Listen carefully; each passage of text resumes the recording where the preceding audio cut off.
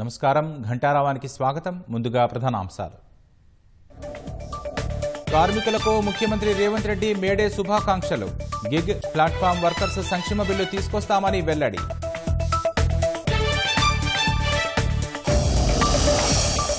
కులగణనపై కేంద్రం నిర్ణయాన్ని స్వాగతించిన పార్టీలు. తెలంగాణ సర్కారు విజయమన్న సీఎం రేవంత్ రెడ్డి.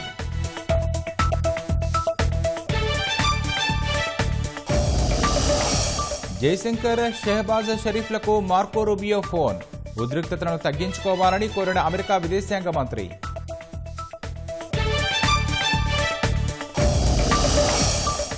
భారత్ దాడులు చేయవచ్చన్న భయంతో పాకిస్తాన్ కీలక నిర్ణయం. ఐఎస్ఐ చీఫ్ ఆసిమ్ మాలిక్ను జాతీయ భద్రతా సలహాదారుగా నియామకం. కృత్రిమ మేధపై మెటా సీఈఓ మార్క్ జుకర్బర్గ్ కీలక ప్రకటన. ఏడాదిన్నరలో కంపెనీ ప్రాజెక్టు కోడింగ్ పనంతా ఏఐ చేస్తుందని వెల్లడి.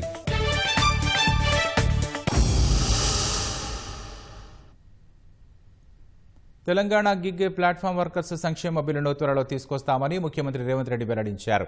మేడే సందర్భంగా కార్మిక లోకానికి సీఎం శుభాకాంక్షలు తెలిపారు. ప్రజాప్రభుత్వ పాలనలో అంతర్జాతీయ కార్మిక దినోత్సవ స్ఫూర్తి అన్ని రంగాలకు విస్తరిస్తుందని, కార్మికులకు సముచిత గౌరవం లభిస్తుందని అన్నారు. శ్రామికుల అభివృద్ధిలో అసలైన భాగస్వాములని రాష్ట్ర ప్రభుత్వం అమలు చేసే నూతన పారిశ్రామిక విధానం శ్రామికుల అభ్యున్నతికి దోహదపడుతుందని సీఎం పేర్కొన్నారు. కార్మికుల శ్రేయస్సు, సంక్షేమానికి రాష్ట్ర ప్రభుత్వం అత్యంత ప్రాధాన్యమిస్తుందన్నారు. మేడే స్ఫూర్తితో ప్రజాప్రభుత్వం అనేక సంక్షేమ అభివృద్ధి కార్యక్రమాలను అమలు చేస్తుందని రేవంత్ రెడ్డి తెలిపారు.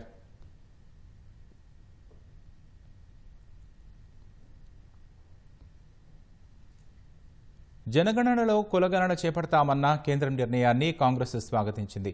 వీలైనంత త్వరగా కులగణన ప్రారంభించాలని కాంగ్రెస్ అధ్యక్షుడు మల్లికార్జున ఖర్గే, లోక్సభ ప్రతిపక్ష నేత రాహుల్ గాంధీ డిమాండ్ చేశారు. ఇందుకోసం కేంద్రం నిధులు కేటాయించాలని కోరారు. కులగణన అమలుకు కేంద్రం ఒక కాలపరిమితి ఇవ్వాలని రాహుల్ గాంధీ డిమాండ్ చేశారు. కులగణన చేపట్టాలని కేంద్రం తీసుకున్న నిర్ణయం వెనుక తమ పార్టీ నిరంతర ప్రచారమే కారణమని రాహుల్ పేర్కొన్నారు. మహిళా రిజర్వేషన్ బిల్లు పరిస్థితి దీనికి రావద్దని ఆశాభావం వ్యక్తం చేశారు. 11 సంవత్సరాలుగా కులగణనను బీజేపీ వ్యతిరేకిస్తోందని రాహుల్ చెప్పారు. రిజర్వేషన్లపై 50% పరిమితి అవరోధాన్ని కాంగ్రెస్ బద్దలు కొడుతోందని, ప్రైవేటు విద్యా సంస్థలలో రిజర్వేషన్లు అమలు చేయాలని కేంద్రాన్ని కోరారు. ఎస్సీ, ఎస్టీ సబ్ప్లాన్ కోసం కేంద్రం చట్టాన్ని అమలు చేసేలా కాంగ్రెస్ చేస్తుందని చెప్పారు. కులగణనకు తెలంగాణ ఒక నమూనా రాష్ట్రంగా నిలిచిందని, ఇది బ్యూరోక్రాట్ల జనగణన కాకుండా ప్రజల జనగణన కావాలని ఆయన ఉద్ఘాటించారు.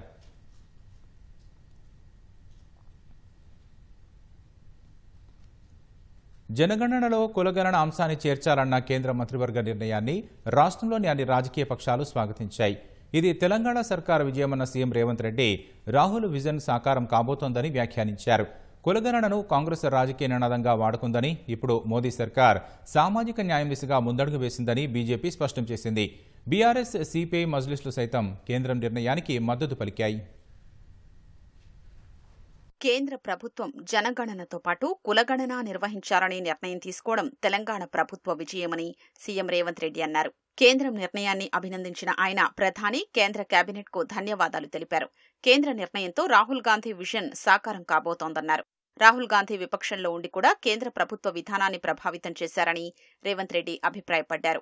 దేశంలో కులగణన చేపట్టిన మొదటి రాష్ట్రం తెలంగాణ అన్న రేవంత్, తెలంగాణ చేసింది దేశం అనుసరిస్తుందని మరోసారి రుజువైందన్నారు. తెలంగాణ ఆమోదించిన బీసీలకు 42% రిజర్వేషన్ల బిల్లుకు చట్టబద్దత కల్పించారని పీసీసీ అధ్యక్షుడు మహేష్ కుమార్ గౌడ్ కోరారు. రాహుల్ గాంధీ పోరాటం, రేవంత్ రెడ్డి ఆలోచనా విధానం వల్లే కేంద్రం ఈ నిర్ణయం తీసుకుందని ప్రభుత్వ విప్ ఆది శ్రీనివాస్ అన్నారు. భవిష్యత్తులో బీహార్లో ఎన్నికలు జరగబోతున్నాయి, భవిష్యత్తులో బెంగాల్లో జరగబోతున్నాయి, భవిష్యత్తులో వాళ్ళ రాష్ట్రాలు కూడా ఎన్నికలు జరగబోతున్న క్రమంలో బీసీ డిమాండ్, బీసీ కులగణన జరగాలని చెప్పని పెరుగుతున్న ఒత్తిడిని ఈ రోజు తట్టుకోవడానికే ఈ రోజు ఈ రాహుల్ గాంధీ గారు, రేవంత్ రెడ్డి గారు దెబ్బకు ఈ రోజు కేంద్ర ప్రభుత్వం ఈ కులగణనకు ఓకే చెప్పడాన్ని మేము ఇప్పటికైనా మా ఆలోచనకు అనుగుణంగా వచ్చినందుకు మేము వారికి మా పోరాటానికి మద్దతుగా ఈ దేశవ్యాప్తంగా కులగణన చేయడానికి ముందుకు వచ్చినందుకు సంతోషపడుతూ స్వాగతిస్తూ ఈ రోజు ఇది విజయం, భారతదేశంలో ఉన్నటువంటి బీసీల విజయంగా, ఈ దేశానికి రోల్ మోడల్ గా ఇచ్చినటువంటి తెలంగాణ కాంగ్రెస్ సర్కార్ రేవంత్ రెడ్డి గారు ముఖ్యమంత్రికే దక్కుతుందన్న మాట ఇది బీసీల విజయంగా ఈ సందర్భంగా నేను భావిస్తూ కులగణనపై కేంద్ర కేబినెట్ నిర్ణయాన్ని కాంగ్రెస్ విజయంగా ప్రచారం చేసుకోవడం సిగ్గుచేటని కేంద్ర మంత్రి బండి సంజయ్ మండిపడ్డారు. కాంగ్రెస్ కులగణన వ్యతిరేకి అన్న కేంద్ర మంత్రి స్వాతంత్ర్యం వచ్చినప్పటి నుంచి ఇప్పటి వరకు నిర్వహించకపోవడమే ఇందుకు నిదర్శనమన్నారు. తెలంగాణ సహా కొన్ని రాష్ట్ర ప్రభుత్వాలు నిర్వహించిన సర్వేలకు పారదర్శకత లేదని దుయ్యబట్టారు. కులగణనను కాంగ్రెస్ రాజకీయ నినాదం మార్చేసిందని బీజేపీ ఎంపీ లక్ష్మణ్ ఆరోపించారు. కాంగ్రెస్ పార్టీ ఎన్నడూ కూడా కుల ప్రాతిపదికన మరి రిజర్వేషన్లు కానీ విద్యారంగంలో ఉద్యోగాల్లో ఇవ్వకూడదని చెప్పి నెహ్రూ నుంచి మరి రాజీవ్ గాంధీ చివరికి మండల్ కమిషన్ కూడా విభేదించినటువంటి పార్టీ కాంగ్రెస్ పార్టీ. అంతేకాదు అసలు ఈ కులగణన అనేది మొదటగా చేపట్టింది బీహార్లో ఎన్డీఏ ప్రభుత్వం. ఇవాళ మన ముఖ్యమంత్రి రేవంత్ రెడ్డి గారు లేక మంత్రులు చెప్తున్నట్టుగా తెలంగాణ దానికి నాంది పలకలేదు. గతంలో కూడా మీరు కర్ణాటకలో చేశారు, కానీ అది కూడా బహిర్గతం చేయలేదు.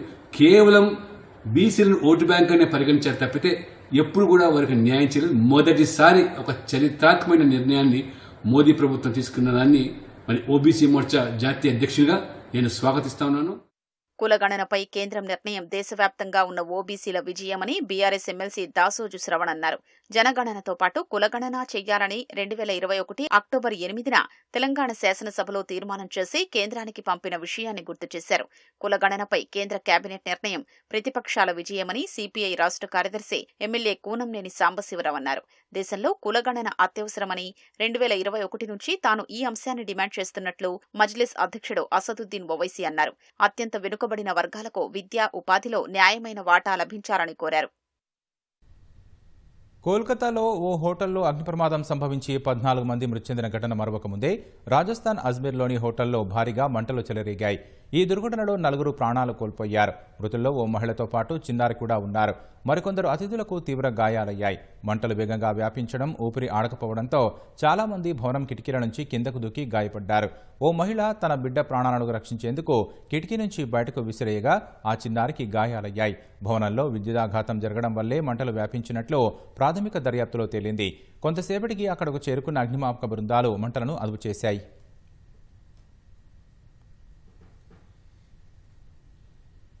పహల్గామ్ ఉగ్రదాడి వేళ తమ భూభాగంలోని ఉగ్ర శిబిరాలపై భారత్ ఏ క్షణమైనా దాడులు చేయవచ్చన్న భయాల మధ్య పాకిస్తాన్ కీలక నిర్ణయం తీసుకుంది. పాక్ నిఘా సంస్థ ISI chief lieutenant general Mohammad Asim మాలిక్ను జాతీయ భద్రతా సలహాదారుగా నియమించింది. ఆసిమ్ మాలిక్ను గతేడాదే ఐఎస్ఐ చీఫ్గా నియమించారు. నిఘా సంస్థ అధిపతి కన్నా ముందు పాక్ ఆర్మీ జనరల్ హెడ్ క్వార్టర్స్లో అడ్జుటెంట్ జనరల్గా కీలక బాధ్యతలు నిర్వర్తించారు. పాక్ మాజీ ప్రధాని ఇమ్రాన్ ఖాన్ అరెస్ట్, ఆయన మద్దతుదారుల ఆందోళనల అణచివేతలో ఆసిమ్ మాలిక్ది ప్రధాన పాత్ర. తిరుగుబాటు దళాలు ఉండే బలూచిస్తాన్, దక్షిణ వజీరిస్తాన్ ఆర్మీ డివిజన్లకు నాయకత్వం వహించారు. కాగా భారత జాతీయ భద్రతా సలహా బోర్డును పునర్వ్యవస్థీకరించి దాని చైర్మన్గా నిఘా సంస్థ రా మాజీ చీఫ్ అలోక్ జోషిని కేంద్రం నియమించిన వేళ పాక్ కూడా నిఘా సంస్థ చీఫ్నే ఎన్ఎస్ఏగా చేయడం గమనార్హం. మరోవైపు వరుసగా 7వ రోజు నియంత్రణ రేఖ వెంబడి పాక్ సైన్యం కాల్పుల విరమణ ఒప్పందాన్ని ఉల్లంఘించింది. ఉరి, కుప్వారా, అఖ్నూర్ సెక్టార్లో కాల్పులు జరపగా భారత సైన్యం గట్టిగా తిప్పికొట్టింది. సరిహద్దుల్లో కొనసాగుతున్న కవ్వింపులపై పాకిస్తాన్ను భారత్ గట్టిగా హెచ్చరించినట్టు తెలుస్తోంది. భారత military operations director general, Pak సైనిక డైరెక్టర్ జనరల్ మంగళవారం హాట్లైన్లో మాట్లాడుకున్నారు.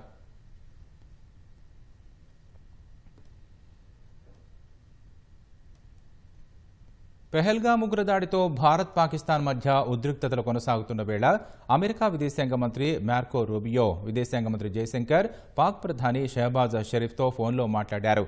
ఉద్రిక్తతలు తగ్గించుకోవాలని మార్కో రూబియో ఇరు దేశాలను కోరినట్లు అమెరికా విదేశాంగ శాఖ అధికార ప్రతినిధి టామీ బ్రూస్ తెలిపారు. ఉగ్రవాదానికి వ్యతిరేకంగా భారత్ చేపట్టే ఎలాంటి చర్యలకైనా అమెరికా సహకారం కొనసాగిస్తామని జయశంకర్కు రూబియో హామీ ఇచ్చినట్లు చెప్పారు. అదే సమయంలో సంయమనం పాటించి దక్షిణాసియాలో శాంతి భద్రతలను నెలకొల్పేందుకు ఇరు దేశాలు కలిసి పనిచేయాలని సూచించారని బ్రూస్ పేర్కొన్నారు. అటు పెహల్గామ్ ఉగ్రదాడిని ఖండించాల్సిన అవసరం ఉందని రూబియో షెహబాజ్తో చెప్పినట్లు వివరించారు. ఉగ్రదాడిపై దర్యాప్తునకు భారత్కు పాకిస్తాన్ అధికారులు సహకరించారని కోరినట్లు బ్రూస్ తెలిపారు. ఉద్రిక్తతలను తగ్గించుకునేందుకు భారత్తో ప్రత్యక్ష చర్చలు జరపాలని పాక్కు సూచించిన రూబియో, అలాంటి నీచమైన హింసకు పాల్పడే ఉగ్రవాదులను కఠినంగా శిక్షించాల్సిందేనని రూబియో స్పష్టం చేశారు.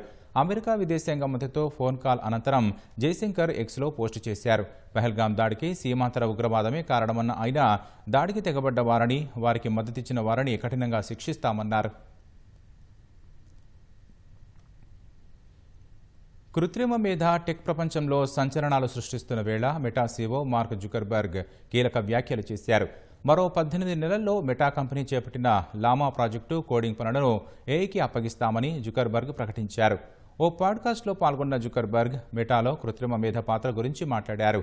ఏఐ ఇప్పటికే ఓ బృందంలో సభ్యుడిగా విధులు నిర్వహిస్తోందన్నారు. త్వరలోనే టాప్ కోడర్ల కంటే ఏఐ మెరుగ్గా పనిచేస్తుందని మెటా సీఈఓ చెప్పారు. మీరు ఏదైనా లక్ష్యాన్ని ఇస్తే ఏఐ ఆ పనిని సమర్థవంతంగా నిర్వహిస్తోందని జుకర్బర్గ్ వివరించారు. బగ్లను కనుగొంటూ అధిక నాణ్యత కోడ్ను స్వతంత్రంగా ఏఐ రాయగలదని భావించారు. రానున్న 12-18 నెలల్లో తమ కంపెనీకి చెందిన లామా ప్రాజెక్టుకు సంబంధించి చాలా వరకు కోడింగ్ను ఏఐకే పూర్తి చేస్తుందని జుకర్బర్గ్ అభిప్రాయపడ్డారు. కాగా ప్రముఖ టెక్ దిగ్గజాలు ఏఐపై ఇదే అభిప్రాయాన్ని వ్యక్తం చేస్తున్నాయి. తమ కంపెనీలో 20-30% కోడ్ను ఏఐతోనే సృష్టిస్తున్నట్లు మైక్రోసాఫ్ట్ సీఈఓ సత్యనాదెళ్ల తెలిపారు. గూగుల్ తన సాఫ్ట్వేర్ కోడ్ను రూపొందించడానికి ఏఐపైనే ఎక్కువగా ఆధారపడుతోందని కంపెనీ సీఈఓ సుందర్ పిచాయ్ వెల్లడించారు. గ్రేటర్ హైదరాబాద్ మున్సిపల్ కార్పొరేషన్లో కమిషనర్ల బదిలీలు చర్చనీయాంశంగా మారాయి. 10 నెలల్లోనే 3 కమిషనర్లను ప్రభుత్వం బదిలీ చేయడంతో బల్దియాలో ఏం జరుగుతుందనేది ఉత్కంఠగా మారింది. ఎవరొచ్చినా 6 నెలల్లోనే తిరుగుముఖం పడుతుండటంతో కింది స్థాయి అధికారులకు ఏం చేయాలో పాలుపోవడం లేదు. కోట్లలో అప్పులు, ఎక్కడికక్కడ నిలిచిపోయిన పనులు, అడుగడుగునా సవాళ్లతో జీహెచ్ఎంసీ అస్తవ్యస్తమవుతోంది. గాడిన పెడదామనుకునేలోగా కమిషనర్ల చేతుల్లో ట్రాన్స్ఫర్ ఆర్డర్లు పెట్టడంతో జీహెచ్ఎంసీ నిర్వహణ గందరగోళంగా మారుతోంది. గ్రేటర్ హైదరాబాద్ మున్సిపల్ కమిషన్ పరిస్థితి అస్తవ్యస్తంగా మారింది. జీహెచ్ఎంసీకి కమిషనర్లు ఇలా వచ్చి అలా వెళ్లిపోతుండటంతో ఏం జరుగుతోందో తెలియని పరిస్థితి నెలకొంది. రోనాల్డ్ రాస్ మొదలు 10 నెలల్లోనే 3 కమిషనర్లు మారారు. ఇలా నెలల వ్యవధిలోనే బదిలీ చేస్తుండటంతో కొత్తగా వచ్చేవారికి అభివృద్ధి, ఇతర పనులపై దృష్టి పెట్టేందుకు సమయం సరిపోవటం లేదు. కాంగ్రెస్ ప్రభుత్వం అధికారంలోకి రాకముందు కమిషనర్గా ఉన్న రోనాల్డ్ రాస్ కొన్ని రోజులు సెలవుపై వెళ్లడంతో హెచ్ఎండీఏ జాయింట్ కమిషనర్గా ఉన్న ఆమ్రపాలికి ఇన్ఛార్జ్ బాధ్యతలు అప్పగించారు. అనంతరం రోనాల్డ్ రాస్ విధుల్లోకి తిరిగి హాజరైన ఆమ్రపాలిని పూర్తి బాధ్యతలు చేపట్టారని ప్రభుత్వం ఆదేశించింది. ఆమ్రపాలి 5 నెలల పాటు పనిచేయగా కేంద్రం ఆదేశాల మేరకు ఏపీకి తప్పనిసరిగా వెళ్లాల్సి వచ్చింది. ఆమె స్థానంలో ఇలం భర్తీని కమిషనర్ గా నియమించగా ఆయన కొన్ని రోజులు జార్ఖండ్ ఎన్నికల పరిశీలకులుగా వెళ్లారు. అప్పుడు కమిషనర్ లేకుండానే జీహెచ్ఎంసీ నిర్వహణ సాగింది. ఆ తర్వాత నవంబర్ 14 నుంచి ఇలం భర్తీని రెగ్యులర్ కమిషనర్ గా నియమించారు. గతంలో జోనల్ కమిషనర్ గా పనిచేసిన అనుభవం ఉండడంతో పాలనలో లోపాల్ని కొంతవరకు సరిదిద్దేందుకు ఇలం భర్తీ ప్రయత్నించారు. జీహెచ్ఎంసీ ఆస్తుల వ్యవహారం, కాంట్రాక్టర్ల బిల్లుల్లో అవకతవకలు, నిలిచిపోయిన అభివృద్ధి పనుల విషయంలో దృష్టి పెట్టారు. ప్రభుత్వం ప్రతిష్టాత్మకంగా చేపట్టిన హెచ్సిటీ ప్రాజెక్టు పనులపైన కొంతమేరకు అధ్యయనం చేశారు. వాటి సాధ్యాసాధ్యాలు, భూసేకరణ సహా సంబంధిత విషయాల్ని ప్రభుత్వానికి అందించారు. అలాగే ఏళ్లుగా మొండి బకాయిలున్న ఆస్తి పన్నుల వసూళ్లలోనూ 2000 కోట్లకు పైగా వసూలు చేసి జీహెచ్ఎంసీలో చరిత్ర సృష్టించారు. ఈ దశలో ఇలం భర్తీ బదిలీ బల్దియాలో చర్చనీయాంశంగా మారింది.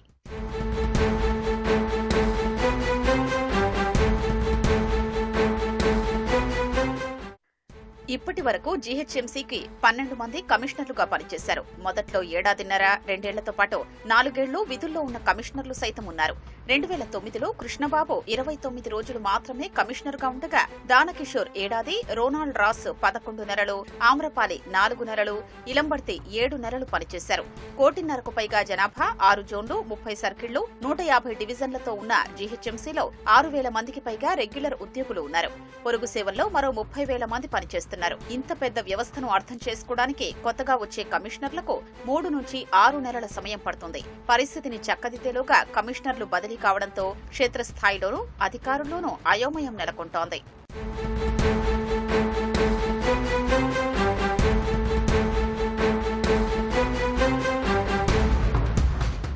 కొత్తగా జీహెచ్ఎంసీ కమిషనర్ ఎవరొచ్చినా అనేక సవాళ్లు స్వాగతం పలుకుతాయి. అప్పులు, పారిశుద్ధ్య నిర్వహణ, హెచ్సిటీ ప్రాజెక్టులో భాగంగా చేపడుతున్న అభివృద్ధి పనులు, పెండింగ్ సమస్యలతో పాటు అంతర్గత ఒత్తిళ్లు కొత్తగా వచ్చే కమిషనర్లకు సవాల్గా నిలుస్తాయి. వాటన్నింటినీ అర్థం చేసుకుంటూ ఒక్కో అడుగు ముందుకేసే క్రమంలో బదిలీ మాట అధికారుల గుండెల్లో గుబులు పుట్టిస్తోంది.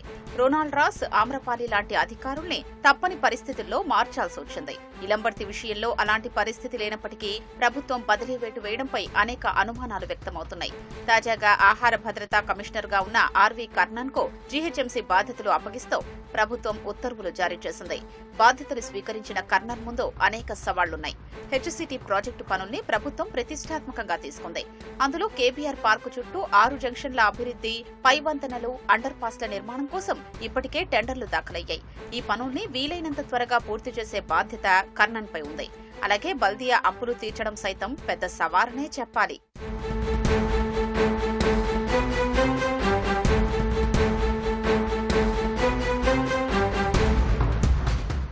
మరోవైపు వచ్చే ఏడాది 3,000 కోట్ల ఆస్తి పన్ను వసూళ్లను జీహెచ్ఎంసీ లక్ష్యంగా పెట్టుకుంది. ఇలంబర్తి సాధించిన 2,000 కోట్ల రికార్డును అధిగమించడంతో పాటు ఆశించిన స్థాయిలో పన్ను వసూలు చేయడానికి కర్ణన్ కొత్త వ్యూహాన్ని సిద్ధం చేసుకోవాల్సి ఉంటుంది. వీటితో పాటు కంటోన్మెంట్ విలీనం, ఏఓసీ సెంటర్ కు ప్రత్యామ్నాయ రోడ్ల నిర్మాణం, పారిశుద్ధ్యం, వీధి లైట్ల నిర్వహణ, కొత్త డంపింగ్ యార్డుతో పాటు స్థానిక ప్రజా ప్రతినిధులతో సమన్వయం కర్ణన్ కు పెద్ద సవాల్గా మారనుంది. ఆహార భద్రతా కమిషనర్ గా పనిచేసిన కర్ణన్ నగరంలో హోటల్స్, రెస్టారెంట్లపై వరుస తనిఖీలు నిర్వహించి కల్తీపై ఉక్కుపాదం మోపారు. యజమానులకు నోటీసులు ఇచ్చి కల్తీ చేస్తున్న దుకాణాలు, హోటల్స్ ను మూయించారు. ఈ అనుభవంతో బల్దియా కమిషనర్ గా ఆహార భద్రతకు కర్ణన్ మరింత ప్రాధాన్యత ఇవ్వాల్సిన అవసరం ఉంది.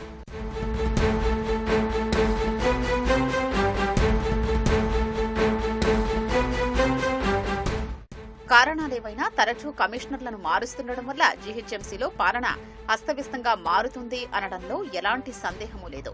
తాజాగా వచ్చిన కమిషనర్ ఆర్వి కర్ణన్ ఎన్ని రోజులుంటారో చూడాలని బల్దియా సిబ్బంది, అధికారులు చర్చించుకుంటున్నారు.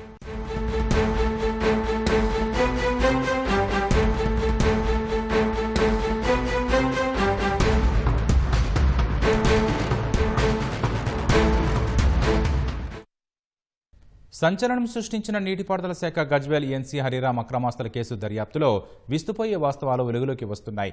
అటు కీలక పోస్టింగ్లను కాపాడుకుంటూనే అక్రమాస్తులు కూడబెట్టడం వరకు అతడి వ్యవహారాలు యథేచ్ఛగా సాగినట్లు అవినీతి నిరోధక శాఖ ప్రాథమిక దర్యాప్తులో తేలింది.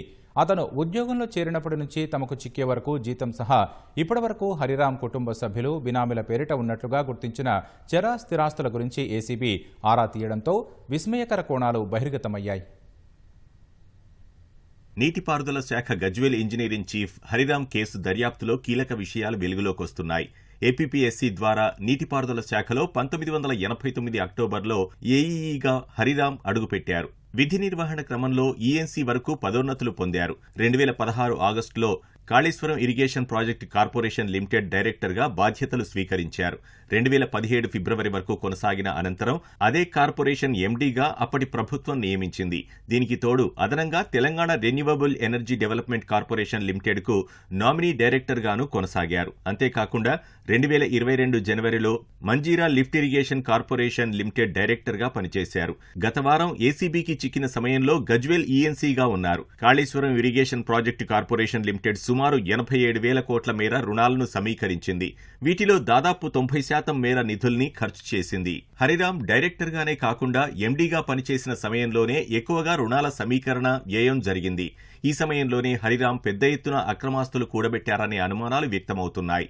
దీంతో అతడి అక్రమాస్తుల వ్యవహారాన్ని నిగ్గు తేల్చడంపై ఏసీబీ దృష్టి సారించింది. ఇందులో భాగంగానే ఇప్పటివరకు సేకరించిన స్థిరాస్తుల దస్తావేజులను నిశితంగా పరిశీలిస్తోంది. హరిరామ్ కుటుంబ సభ్యులతో పాటు బినామీల పేరిట ఉన్న స్థిరాస్తుల కొనుగోలు కోసం డబ్బులు ఎలా చెల్లించారు, ఎక్కడి నుంచి సమకూర్చారని ఆరా తీస్తున్నారు. ఈ విషయాలపై స్పష్టత వస్తే హరిరామ్ అక్రమాస్తుల లెక్క పూర్తి స్థాయిలో తేలుతుందనే అంచనాతో ఉన్నారు.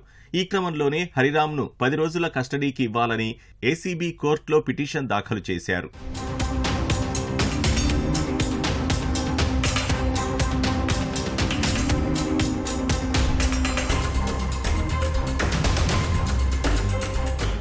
నీటిపారుదల శాఖలో ఉద్యోగంలో చేరినప్పటి నుంచి హరిరామ్ ఆస్తుల విలువను ఏసీబీ లెక్కగట్టింది. ఏప్రిల్ 25న తమకు చిక్కే వరకు హరిరామ్ ఉద్యోగంతో పాటు ఇతర మార్గాల ద్వారా సమకూరిన ఆదాయం 6,75,00,000గా ఏసీబీ గుర్తించింది. అదే సమయంలో ఆయన భార్య, 2 పిల్లల అవసరాలతో పాటు జీవించేందుకు అయిన వ్యయం 3,05,00,000గా తేలింది. ఈ లెక్కన తన ఆదాయం నుంచి పొదుపు చేయడం ద్వారా సమకూర్చుకున్న ఆదాయం మొత్తం సుమారు 3,70,00,000 ఉండాలని ఏసీబీ లెక్క తేల్చింది. కానీ ఇప్పటి వరకు ఆయన ఆధీనంలో ఉన్న ఆస్తుల విలువ 8,95,00,000. ఈ లెక్కన హరిరామ్ ఆదాయానికి మించిన ఆస్తుల విలువ 5,26,00,000గా తేలింది. ఈ సొమ్ముకు సంబంధించి ఏసీబీ ప్రాథమిక దర్యాప్తులో హరిరామ్ ఎలాంటి ఆధారాలు సమర్పించలేకపోయారు. మరోవైపు హరిరామ్ ఆధీనంలోని స్థిరాస్తుల విలువను రిజిస్ట్రేషన్ విలువ ప్రకారం మాత్రమే ఏసీబీ లెక్కగట్టింది. అదే మార్కెట్ విలువతో పోల్చితే భారీ మొత్తంలో వ్యత్యాసం ఉంటుందని అంచనా వేసింది. ఉదాహరణకు మర్కూక్ మండలంలో హరిరామ్కు చెందిన 28 ఎకరాల వ్యవసాయ భూముల్ని ఏసీబీ గుర్తించింది. రిజిస్ట్రేషన్ విలువ ప్రకారం వీటి విలువ ఎకరానికి 8 లక్షలుండడంతో అంతే మొత్తంతో లెక్కగట్టింది. కానీ కొండపోచమ్మ సాగర్కు ఈ భూములు సమీపంలో ఉండడంతో అక్కడ ఎకరం విలువ సుమారు 2 కోట్ల పైమాటే. ఈ లెక్కన హరిరామ్ ఆదాయానికి మించిన ఆస్తుల లెక్కలో ఈ 28 ఎకరాల విలువ 2 కోట్ల 24 లక్షలు మాత్రమే. అదే బహిరంగ మార్కెట్ విలువతో పోల్చితే ఆ భూముల విలువ 56 కోట్లు. ఈ లెక్కనే అతడి అక్రమాస్తుల విలువ 100 కోట్ల పైనే ఉంటుందనే అంచనా నెలకొంది. ఇంకా బ్యాంక్ లాకర్లు తెరిస్తే మరిన్ని స్థిరాస్తుల దస్తావేజులు బహిర్గతమవుతాయనే ఏసీబీ భావిస్తోంది.